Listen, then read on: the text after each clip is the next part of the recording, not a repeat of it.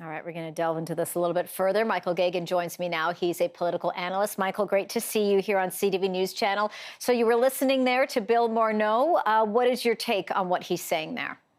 Well, I think he's doing a little bit of whistling past the graveyard. We have a $26 billion deficit.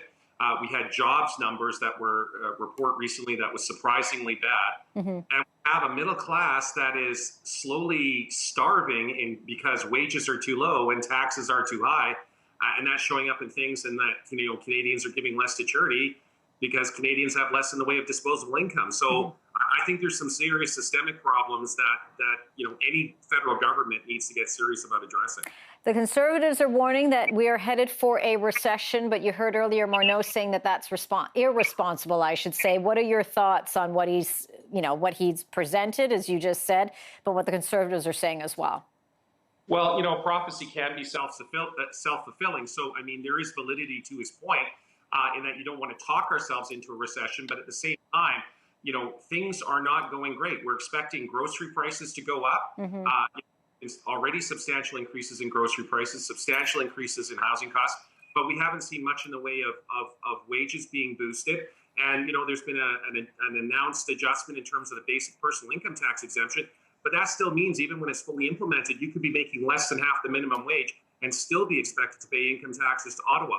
You have an Ottawa that is very dependent on middle-class income taxes and a middle class that is struggling to make ends meet. So it's a difficult situation. And it's interesting you saying that because him meeting with ministers from all the provinces just last week, a big ask, a lot of items on the agenda, a lot of concerns about futures of Canadians in those provinces. But he came out saying, you know what, we are happy. We're wanting to hear what's being said. They said that they seem to be happy with what Morneau was presenting. And he made a commitment to some kind of sort of a timeline, a process in January to look at some of those asks, to look at some of those needs. What do you anticipate that's going to look like?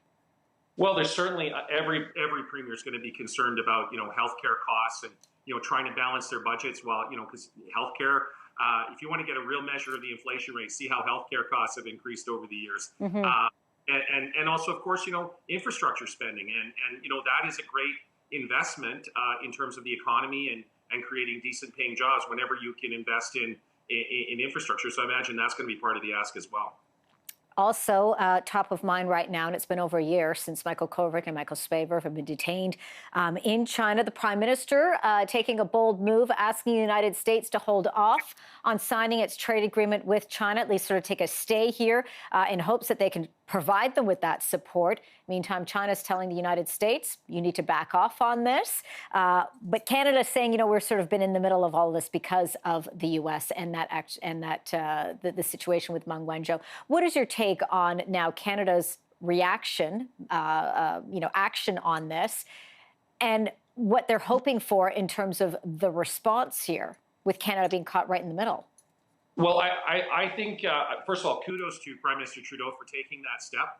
And I think through back-channel communications, it needs to be made clear to the Americans, look, if you go ahead and sign a trade deal with China, we're going to kick this Huawei executive loose. We're going to send her back to China. In the meantime, do the backdoor communications with China and say, look, if we kick her loose, then we certainly expect those Canadians that you basically held without cause in much, in pretty barbaric conditions, that they would be returned to Canada. That would be the quid pro quo. So those are the cards that Canada should be playing. America, back us up on this. If you don't, we're letting the executive go. And China, if we let her go, we get our Canadians back. It'll be very interesting to see how that unfolds. Certainly. Michael Geoghegan, political analyst. Thanks a lot for the analysis today, Michael. Oh, you're very welcome.